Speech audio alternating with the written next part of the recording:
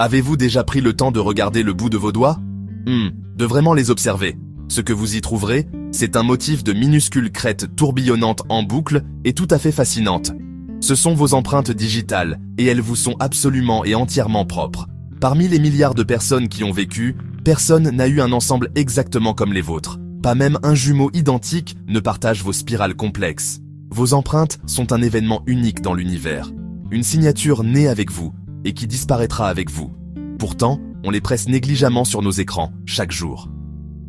En 1901, Scotland Yard a bâti un système d'identification qui a révolutionné l'enquête criminelle. L'histoire de vos empreintes digitales commence avant tout contact. Elle débute dans le monde calme et aqueux de l'utérus, pendant une fenêtre précise du développement. Entre le 3e et le 4e mois, la couche basale commence à se développer. Elle croît un peu plus vite que l'épiderme et le derme, provoquant des plis et des replis sous pression, le plan initial des crêtes et des vallées permanentes.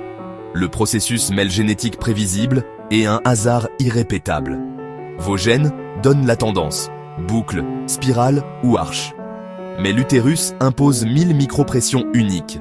Position, densité des fluides, cordon, tension, nutrition, timing de croissance. Chez les jumeaux, ces facteurs diffèrent toujours. Cette danse imprévisible garantit une empreinte singulière. L'idée d'effacer ces marques a fasciné des criminels pendant un siècle. John Dillinger tenta d'y échapper. Avec un médecin véreux, il brûla le bout de ses doigts à l'acide. Ses doigts devinrent un chaos de tissu cicatriciel. Mais le derme profond n'avait pas été détruit. La peau se régénéra, les crêtes réapparurent. Assez de points correspondaient pour l'identifier. Maçon, mécanicien, plongeur usent la couche externe, rendant les empreintes difficiles à lire. Au repos, la régénération reprend. La couche basale recrée le motif original, les boucles et spirales redeviennent nettes. Notre corps garde la mémoire de lui-même. On croit que les empreintes changent avec l'âge. Cela semble logique, nos corps changent. Mais le motif fondamental reste stable. Il ne change pas de la naissance à la mort. C'est la peau qui vieillit, pas le motif.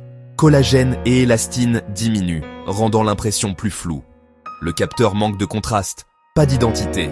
L'information unique est toujours là. Une empreinte d'enfant correspond 80 ans plus tard. Elle grandit avec la main, mais les positions relatives restent identiques. Une constante biologique, une signature permanente qui ne change pas de forme, nous accompagnant du berceau à la tombe. L'unicité d'une empreinte est un accident magnifique de la biologie. Un schéma génétique simple embelli par l'environnement imprévisible de l'utérus. Ces myriades d'influences ne se reproduisent jamais exactement. Reproduire une empreinte est statistiquement impossible.